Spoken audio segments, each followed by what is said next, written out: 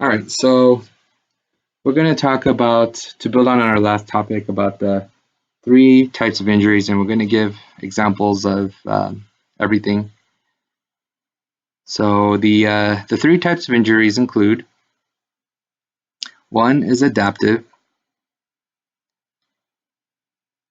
two, reversible, and three, irreversible.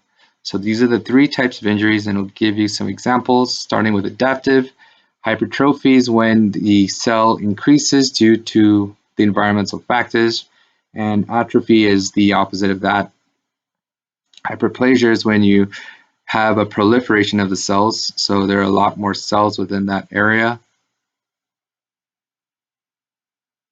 We have metaplasia, so we have normal columnar epithelial cells turning into squamous metaplasia. This is seen in smokers' lungs. And then in autophagy, we have two types, which we'll talk about later, but basically the enzymes of the lysosome break down a cell.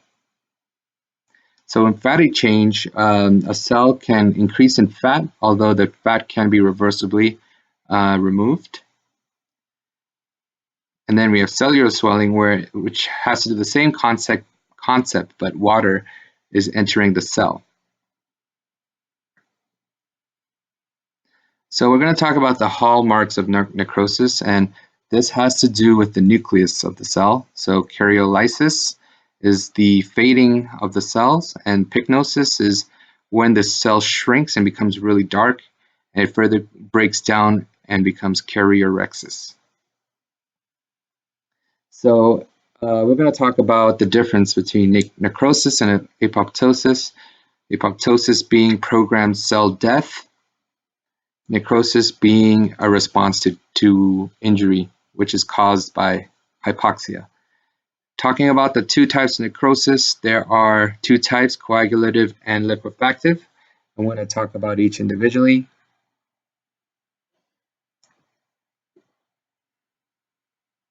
So in coagulative necrosis, we have the denaturation of proteins, which looks much like a cooked egg.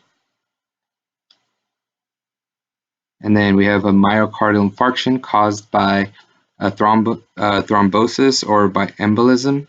It's tissue damage due to lack of blood supply.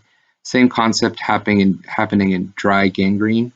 We'll talk about wet gangrene later. We have caseous necrosis, which is tissue damage happening mostly in tuberculosis, and it kind of looks cheesy. We have fatty necrosis, where the pancreas is involved in secreting insulin, and there is fat necrosis of the pancreas. So in liquefactive necrosis, we have enzymes causing the degradation of the cell, and it turns into mush. And there are two types, which are autolysis and heterolysis. Auto meaning by itself, hetero from other things like bacteria, for example.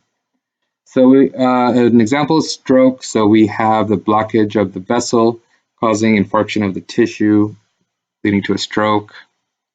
And the enzymes would clean up that debris. Wet gangrene is the same idea, but here it's showing the toes, and enzymes will